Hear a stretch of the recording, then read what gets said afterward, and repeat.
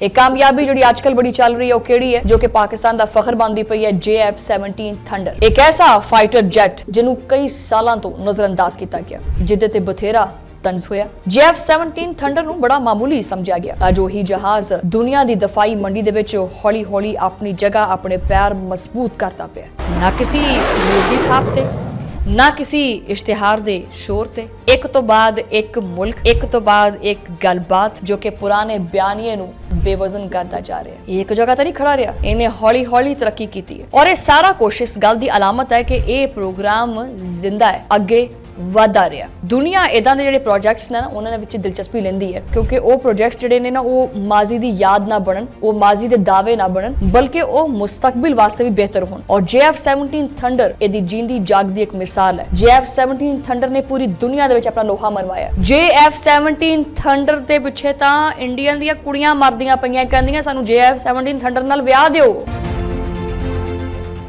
बिस्मिल्लाहिर्रहमानिर्रहीम, अस्सलाम वालेकुम नाज़रीन, तुसीं देख रहे हो 360 डिजिटल पंजाबी और मैं हां तुहाडी मेज़बान शुमाइला नियाज़।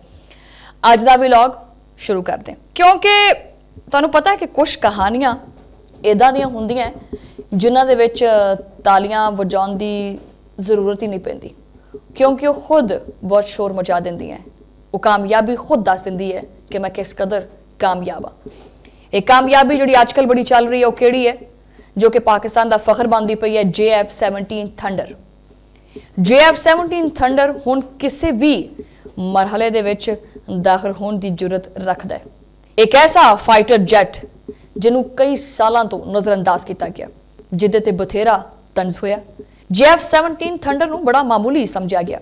अज वही जहाज दुनिया की दफाई मंडी दे विच हौली हौली अपनी जगह अपने पैर मजबूत करता पिया। ना किसी मोदी थाप ते ना किसी इश्तिहार दे शोर ते, बस एक तो बाद एक मुल्क एक तो बाद एक गलबात और एक तो बाद एक सवाल जो कि पुराने बयानिए नूं बेवजन करता जा रहा है। अज दुनिया दे विच जदों दफाई फैसले हुंदे पए ने तां सिर्फ और सिर्फ रफ्तार और हथियार नहीं देखे जा रहे, खुद मुख्तारी देखी जा रही है और नालों नाल खुद मुख्तारी दे नाल नाल लागत यानी खर्चा कितना आना है वो भी देखा जा रहा है। और सब तो वड्डी जिहड़ी चीज़ है ना, सब तो वड्डी ये चीज़ है कि ये देखा जा रहा है कि जी मुश्किल वक्त दे विच सपोर्ट कौन देवेगा।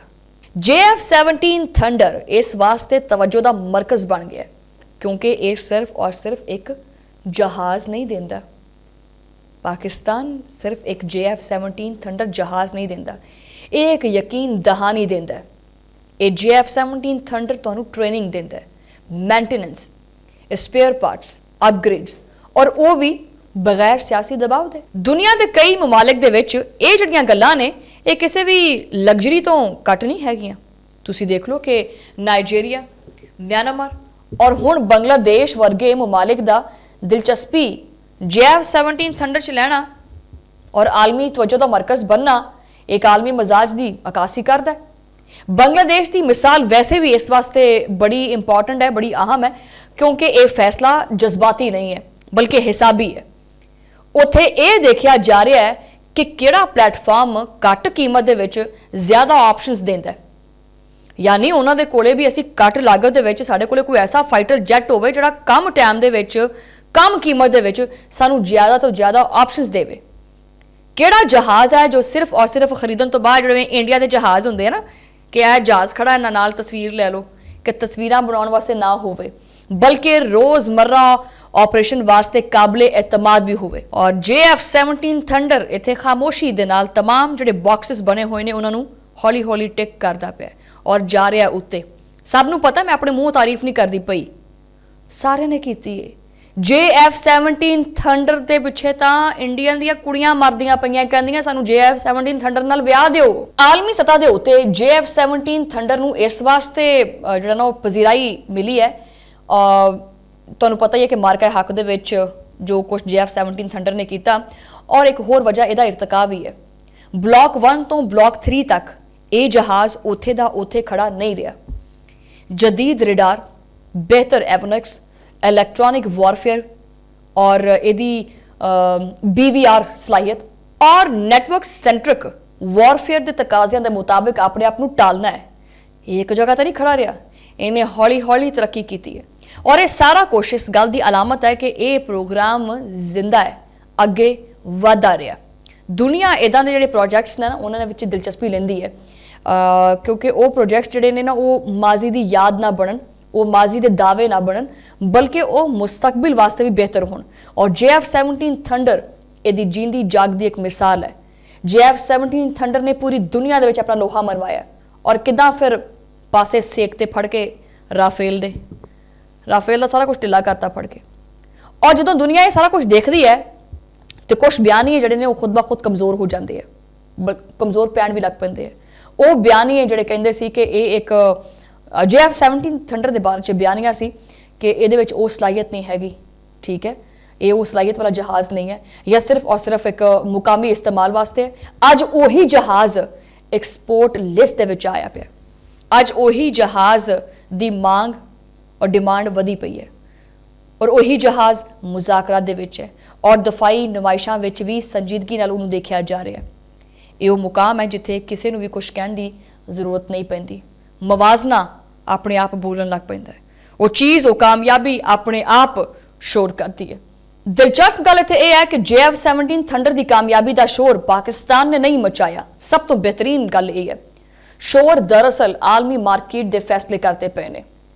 जो कोई मुल्क अपने दफा वास्ते ऑप्शन देखता है, तो मैं पहले वही जी गल की है कि वह महंगे पेचीदा यानी संगीन जोड़े मामलत होंगे ने, या सियासी शराइत वाले जोड़े पैकेजेस होंगे ने, उन्होंने मुकाबले वो चाहते हैं कि सानू एक सादा, काबले एतमाद, काबले रसाई यानी जिहदे साड़ी पहुँच आसानी नाल हो सके, वो प्लेटफॉर्म मिले। तो यह खुद एक बयान बन जाता है, एक ऐसा बयान जिहड़ा सरहदां तो आज़ाद होंदा है, यानी तुहाडी चीज़ अपने आप बोलती है, अपने आप शोर करती है कि असी कामयाब हाँ। और पाकिस्तान नूं JF-17 थंडर की मार्केटिंग नहीं करनी पई। JF-17 थंडर अज उन्हां मुल्कां की जुबान बोलदा पिया जिहड़े कहिंदे सी कि नुमाइश नहीं चाहिए, सानू सलाहियत चाहिए है, और सानू लैक्चर नहीं चाहिए, सानू पार्टनरशिप चाहिए है। और यही वजह है कि ये जहाज़ यानी JF-17 थंडर हौली हौली एक ट्रेंड बनता जा रहा है। ना जज्बाती नारियां नाल, ना जबरदस्ती मुसलत की गई जी बरतरी है उहदे नाल, बल्कि मुसलसल कारकर्दगी दे नाल। पाकिस्तान दफाई लिहाज के उत्ते कितना मजबूत है ये पूरी दुनिया जानती है, और JF-17 थंडर ने जिस तरह मुकाबला किया है ये भी पूरी दुनिया जानती है। और किस तरह बांग्लादेश अज JF-17 थंडर की डिमांड कर रहा है, और नाल नाल होर भी मुल्क JF-17 थंडर दे विच दिलचस्पी लै रहे हैं। आखिर च मैं सिर्फ इसे इन्ना ही कहना चाहवागी कि बाज़ कामयाबियां वैसे सच्ची इस तरह दियां होंदियां कि वो कामयाबियां मुखालिफ नूं अपने आप चैलेंज करती हैं। मैं तो कहांगी कि भी वो इत्थे एडिटर जिहड़ा ना वो JF-17 थंडर की जिहड़ी एक आवाज़ है ना, एक जो प्रवास करता है तो उड़ता है, वो आवाज़ सुनाओ, यानी उसकी परवाज बजाते खुद एक दहशत पा देंदी है। पर्सनली मतलब मैनू JF-17 थंडर बहुत पसंद है, ठीक है। और इसी तरह मजीद कामयाबियां जड़ियां ने वो पाकिस्तान नूं मिलदियां रहणगियां इंशाअल्लाह, और दुश्मन इवें ही सड़दा रहेगा, बर्बाद होंदा रहेगा और होवेगा बर्बाद। इत्थों मैनूं दिओ हुण तुसीं इजाजत, तुहाडे नाल मुलाकात होएगी अगले वीलॉग दे विच, उदों लई अल्लाह ने के बान।